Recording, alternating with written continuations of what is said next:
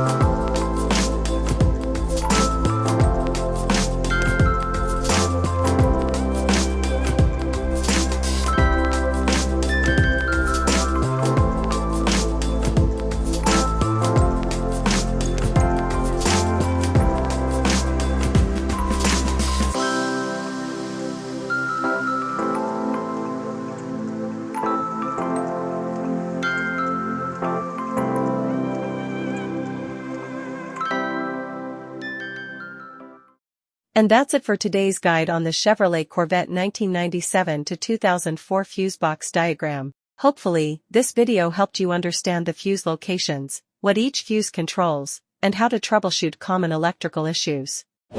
If you found this helpful, hit that like button, and don't forget to subscribe for more Chevrolet DIYs and car maintenance tips. Do you have any questions, or have you encountered fuse-related issues in your Chevrolet Corvette? Comment below, and I'll do my best to help you out. Thanks for watching, and I'll see you in the next video.